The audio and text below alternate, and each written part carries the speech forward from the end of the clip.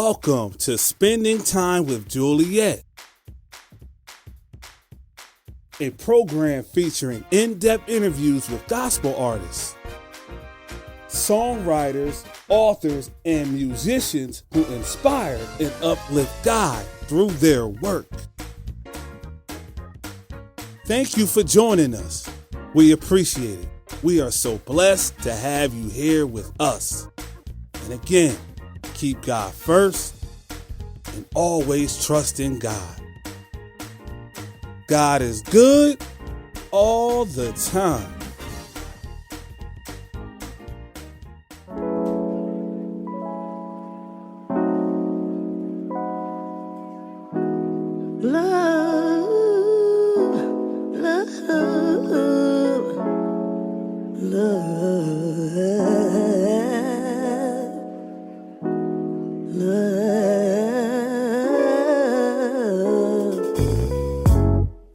I know you love me.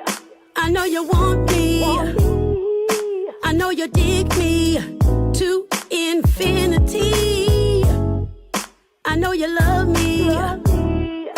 I know you want me. I know you dig me to infinity. I don't want nobody else, no. I don't want nobody else, no.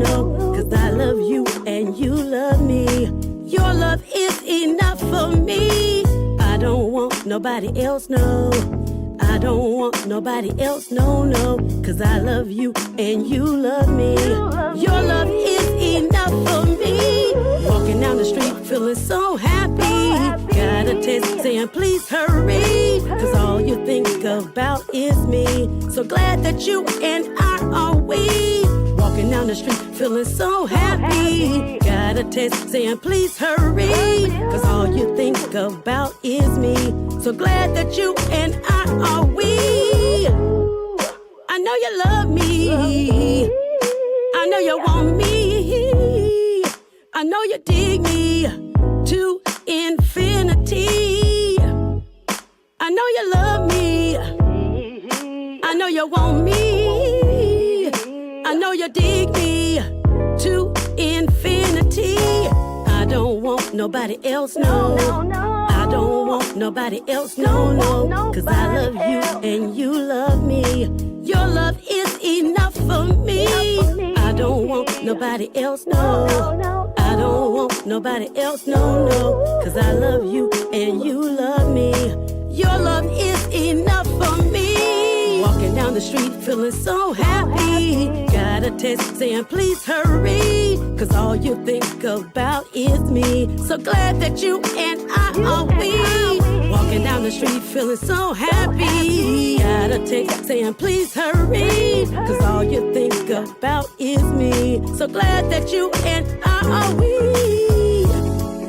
I know you love me. I know you want me. I know you dig me to infinity. I know you love me. I know you want me. I know you dig me to infinity. I don't want nobody else, no. I don't want nobody else, no.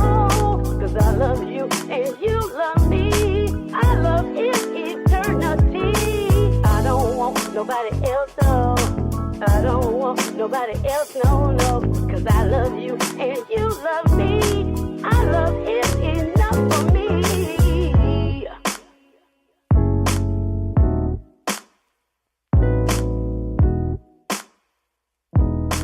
Our love is enough for me.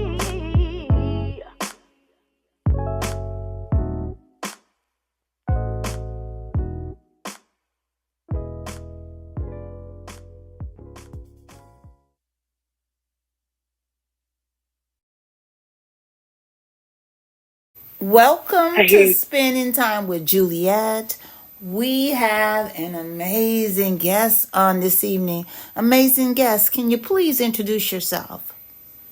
Yes, ma'am. My name is Bataya, and I'm so happy to be here. Thank you so much for inviting me. Okay, Bataya, can you tell me how did you first get interested in music? Well, I always say I was born into it because my dad was a musician. He was a lead guitar player. Well, he actually played every instrument, but his instrument of choice was lead guitar, and he played in some quartets groups, and he also, back in his day, my mom would say juke joints, so he played in the juke joints too.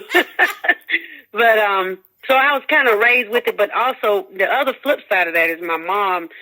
She was she sang in her church choir and stuff like that. So by the time I was able to form words together, I think she put me in a choir, and the first solo I had was when I was about 4 years old. Wow, so I started, baby.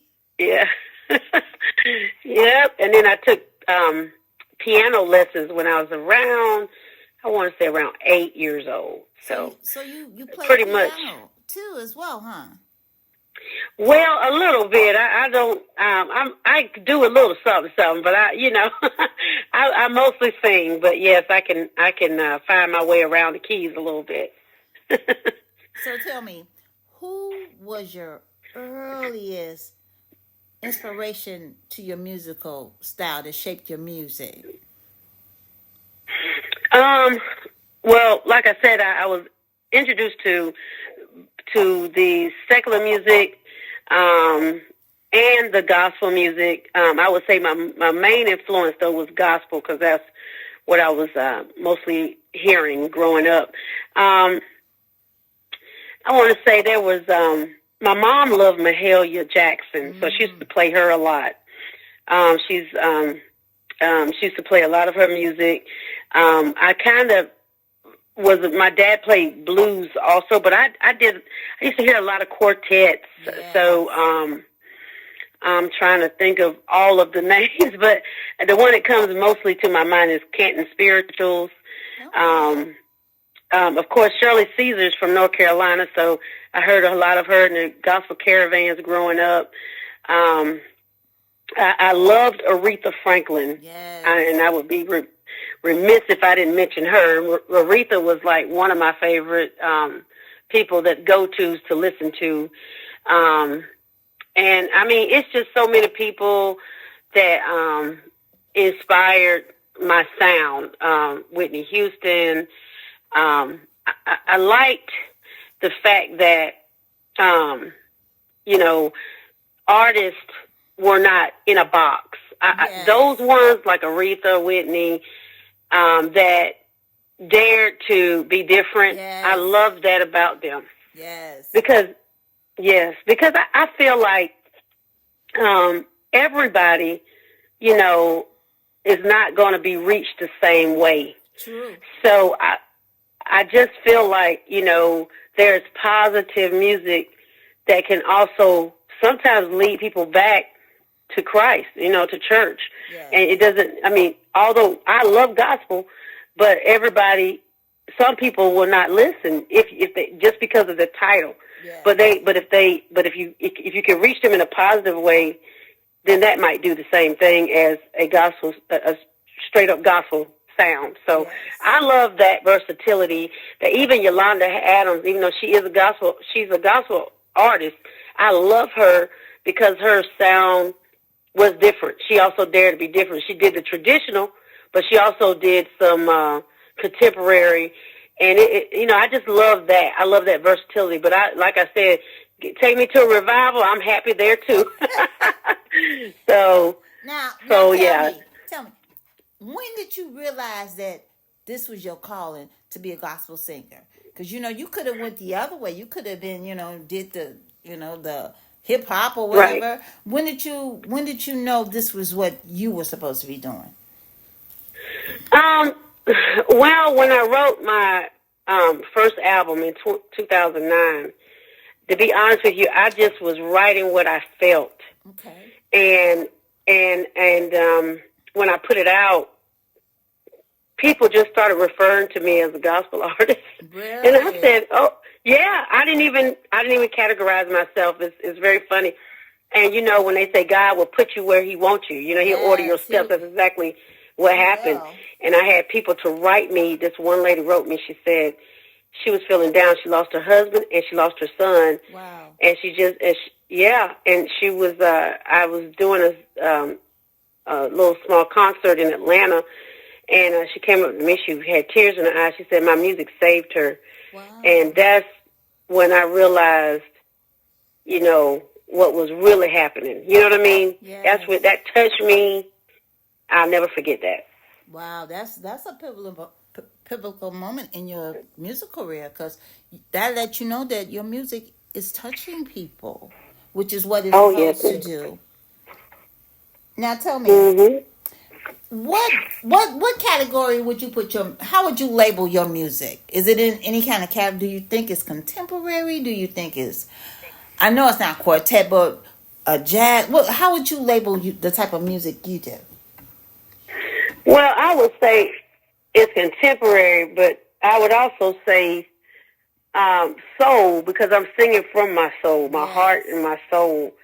So I would kind of say soul, contemporary, but I've also been labeled, some of my songs have been labeled as holy hip hop and stuff like that. So I would have to say contemporary.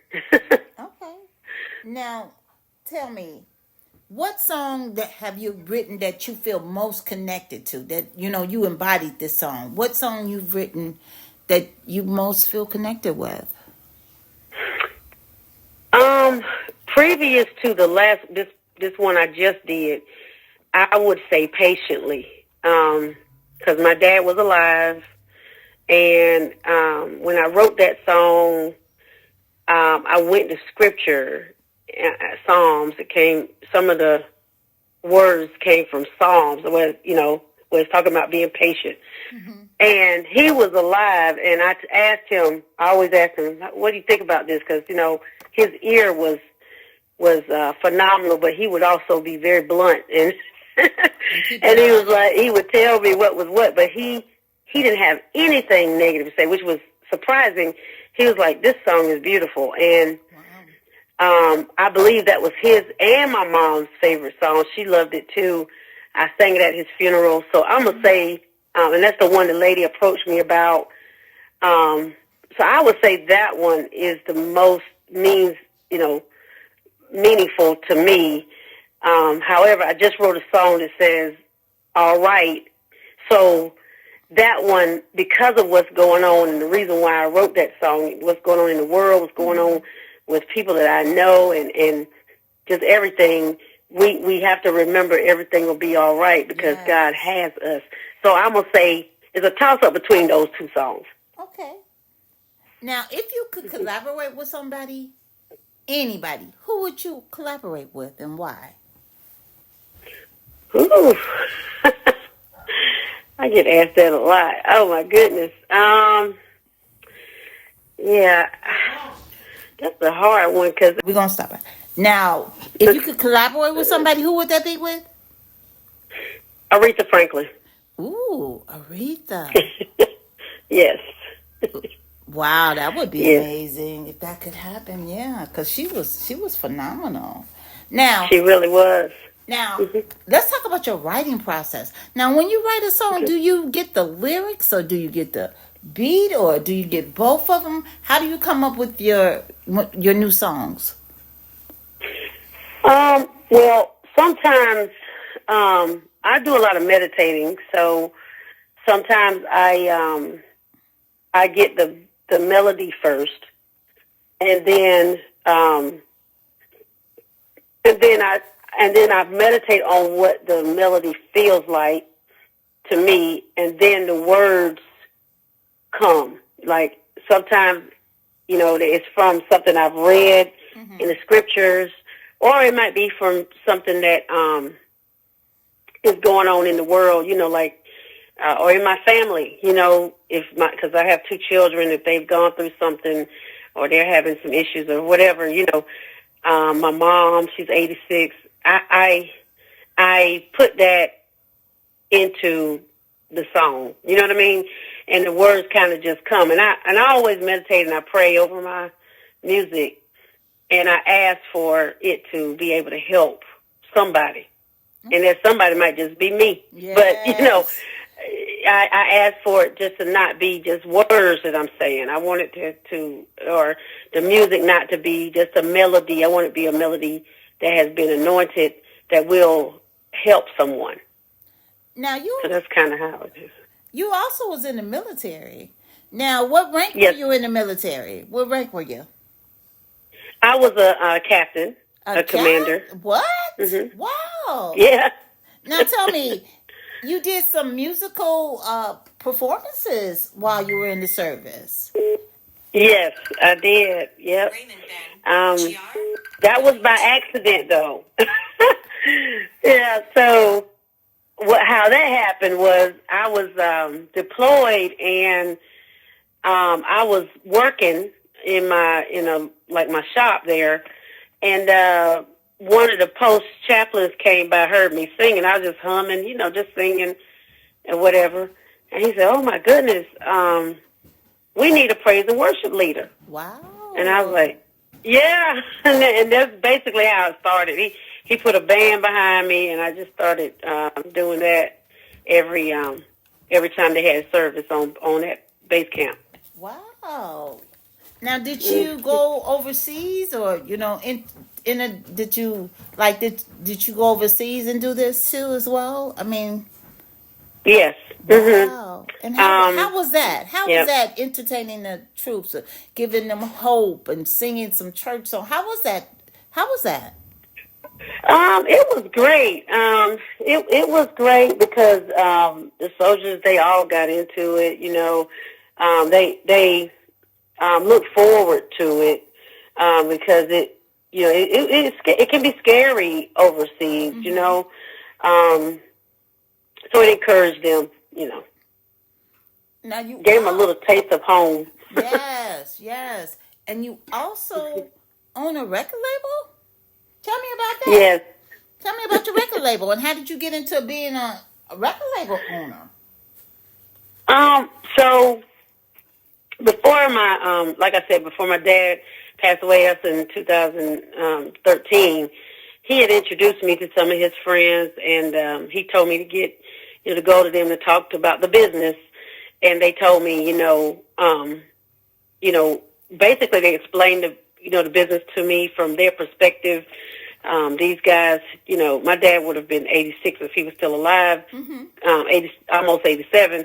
And so they explained to me, I don't know if you've seen like the Ray Charles movie, yes. But they explained the importance of making sure that you document stuff and stuff like that. And then they said, it would even be better if in the future, if you're able to go ahead and get a label so that you can make sure that you protect all your stuff and stuff like that. So, I just by talking to those elders, they broke it down and told me exactly what I needed to do, and I followed their instruction, and that's and I've had a label since like 2009. Now, do you have any advice for someone who's trying to get a record label? I mean, because is it better to be an independent artist or have a record label behind you? What do you think? I think with everything going on today, the record industry, the music industry has changed tremendously. So I don't think it's not about getting signed anymore, because you can pretty much do the same thing that the independent record label can do, the same thing that one of the bigger ones can do, with the exception of, the bigger ones, if they do anything for you, then they're going to take all your royalties. That you won't have any. You might have, a small percentage. I won't say all, but most of the time you will be indebted to them because. Oh my God. Indebted? Yeah, because they put you on a contract. Most people are on a contract that sign with the bigger ones, and meaning they cannot work with anyone else. And if they don't you have no, what do you call it? You have no creative control. Wow. So if they don't like what you have put out, no matter how good it is or whatever, then they can shelf it, meaning they won't let it get released. And you'll just be stuck. Oh my God. With even if they gave you a bonus, right? If they gave you, say, like, $100,000 or even, $500,000, you got that money there. You've used it, but you got to pay them back. So you can't go to another label because unless that label will pay them out. But then even if the label will pay them out, if they locked you into 5 years, they got to wait. They could pay them, then they got to wait them 5 years until your contract is up. And meanwhile, any kind of music you put out, if they don't like it, you're going to sit there. Or if you make somebody angry, it's going to sit there. And meanwhile, your debt is still there, and you're not able to release anything, because if you do release it without their permission, then that's a whole nother lawsuit. So I don't like all of that. I like to be free. Yes, that's a little bit too much. They own you. They own Oh, yeah. you. It's a lot. It is a lot. It's a lot that people don't know. They get fascinated with the signing of this and that, but there are many artists who are very talented who just fell off. If you think about it, there's a lot of people that they may have put out one album, one record, not even an album, one record, and then they got shelved. Wow. They got sat down because maybe they pissed somebody off. I'm sorry for using that terminology, but maybe they made someone angry. Jesus. In the upper echelon, and so they said, okay, now we're not going to let you do any more records. And so they're stuck there. And some people sign 5 years or 10 years. They're stuck there for 10 years, and by the time the 10 years are up, there is so much debt because they may have bought them a house, a car, and gave them, $300,000 in money. Now they got to pay. They got to work. That's why you see a lot of artists working, because they got to pay that money back to the label.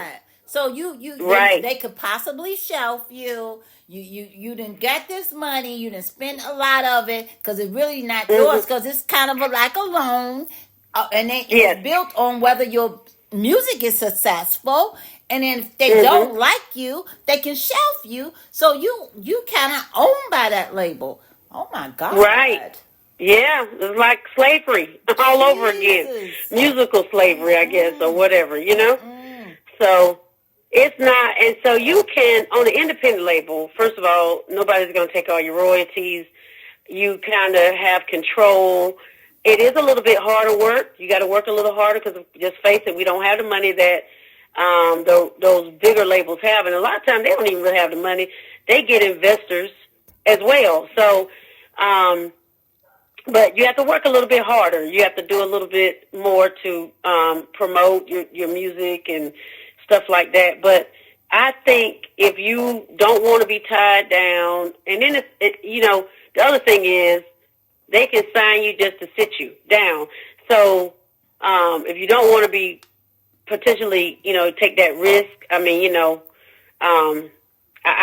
would go independent. Just stay independent and just put in the work, because the bottom line is you can work hard and get to the same results. There's a lot of people who have done that way. In the secular is very competitive, just like gospel. But a lot of artists have worked hard and gotten recognized by the people. You know what I mean? Mm-hmm. And so you can go that route. It is hard work, but it's worth it. Now tell me, why do you think it's so competitive in the gospel industry? When I first got started in writing music and singing and stuff, I did not think that it would be this competitive. So tell me, why do you think it's so competitive? It shouldn't be, because it should be about praising God. That's what it should be about. But but I think gospel somehow got caught up with trying to be like the secular music industry, and so it in turn, it's become that way, like a little bit. I'm going to say secular-ish, you know. And I think the bottom line, like everything else, is about money. Unfortunately, that's what it's about. Yes, money, and let's not forget popularity. They want right, and greed. Right. Yeah, if they don't like you, they're gonna close the door. So we're not gonna leave that out. But they leaving out the biggest part. What it's really about? It's about Jesus. That's what it's supposed to be about. Right. That's right. Absolutely. I don't know. Yes, ma'am. Now, do you have any advice for anybody trying to do what you do? You trying to you a singer? Wait a minute. We didn't even talk about you being the queen, girl. You was a queen in 2023, Rhythm of Gospel Queen. Yeah, that was a blessing. I really enjoy working with Rhythm of Gospel. That's a great organization, along with all these other ones out here that really support independent artists. It's an awesome organization. You said advice for someone trying to do what you do. Music. Yeah, music, or start their own independent record label, or being doing what you do, write some music, singing. Okay. And plus I think you manage both of your children. Are you their manager? Yes. Now, I am. Yep, I do. You doing, girl? How are you balancing all this? You work. You got your kids. You got your music, your record label. You got a lot going on, sis. How you doing all this? Well, prayer, the Lord. But no. You have to take one thing at a time. I prioritize everything. Like I have a planner, and then because I think you have to start with the basics. You got to sit there and write your stuff down. Like, what do you want to do? If you want to open a record label, then you need to research it. You just have to look at you have to understand how points work. You have to understand how royalties work, and you have to understand how to make sure you don't you make sure to work. If you use anything that is not original, you have to give credit where credit is due. Right. Because you don't want that to come back and bite you either. So you have to do all of the research, the necessary research, to be able to manage that label properly. You got to know the law, the copyright law, and all that stuff. So so that's number one when it comes to the record label business. When it comes to writing music, you basically, for me, like I said, my son makes beats too. So wow. And my daughter's starting to learn. But yeah, my son, he makes the beats, and I do the same. So it's like the melody, is given to me sometimes. I mean, just I used to I like to go walking. So in nature trails and stuff. That's probably from my military background. I can't get away from it. Oh boy! But when I'm out there, because I'm in the middle of God's creation, melodies come to me, or I see nature like birds or something, and something would just pop in my head, Wow. And I will keep that there. Now, can I stop you there? What's God's country? What's the middle of God's country? Where you live at? Live in North Carolina. I'm in Clayton, North Carolina. Okay, so in the middle, in the boonies. In the middle of God's country. Okay, so it must be beautiful. Yes, ma'am. Yes, ma'am. So yeah, things will come to me, and then and it might come in pieces. It might not even come the same at the same time, but it might be the next day another part comes to me. So once I get all of the pieces, I meditate over it and I pray over it and I say, okay.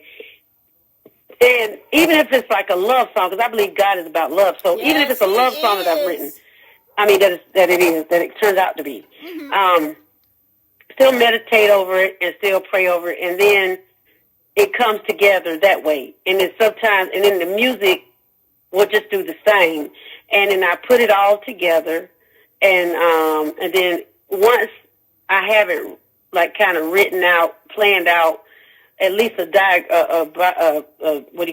sketch, I would say, of it.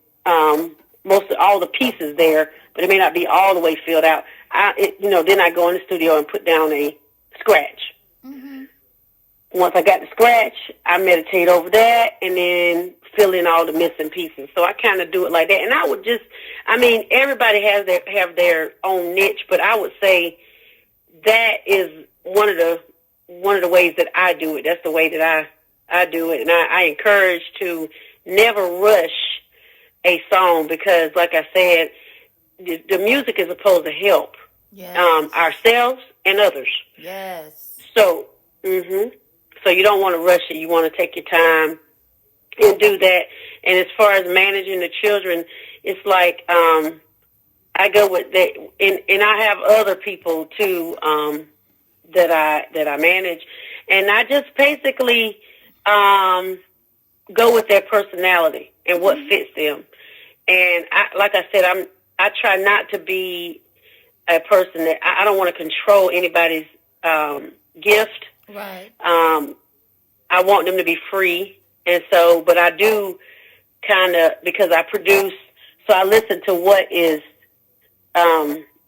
fits their personality and what. Wait a minute. What feels good, right? To what I think will feel good and feel relaxed and feel normal to other people listening.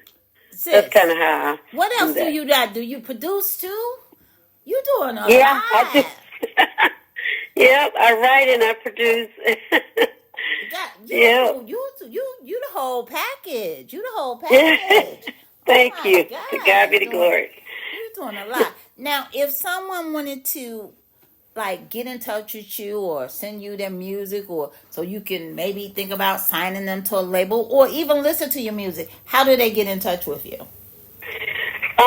They can email me directly at Bataya Bookings, and that's BATAYAHBOOKINGS @gmail.com, or they can go to my website, subscribe to my my email, which is free. It's free.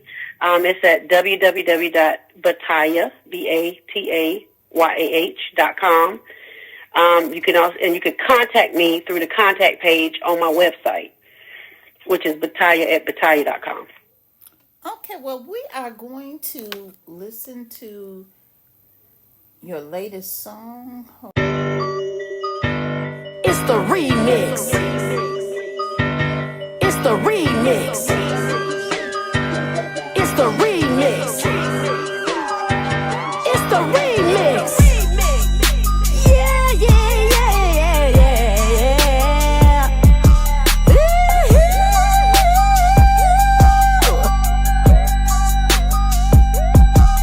This the remix. So throw your hands up. This the remix. So throw your hands up and bounce to this. Bounce to this. Bounce, bounce to this. Bounce to this. Ain't no remix without the princess. Said ain't no remix without the princess. So here we go. So here we go. Here we go. Here we go. Alright, alright, alright. Alright, alright, alright. Alright, alright, alright. It will be alright. So don't you be afraid. The price has been paid. Whatever you have lost, just tell it to the boss. So don't you be afraid. The price has been paid. Whatever you have lost, just tell it to the boss. Come on, Molek, Molek that weed. Come on, Molek, Molek that weed. Come on, Molek, Molek that weed. Come on, Molek, Molek that weed.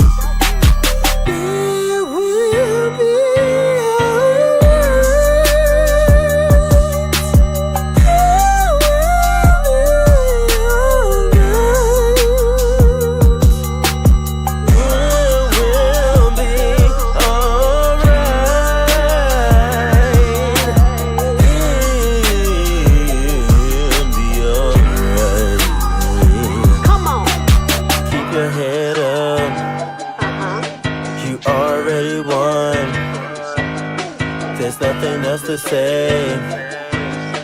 There's no other way. Keep your head up. You already won. There's nothing else to say. There's no other way. Come on. Alright, alright, alright. Alright. Alright, alright, alright. Alright, alright, alright. It will be alright.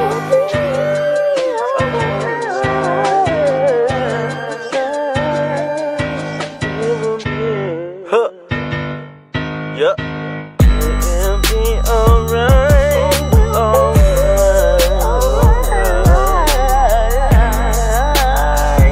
It will be alright. Alright. Alright.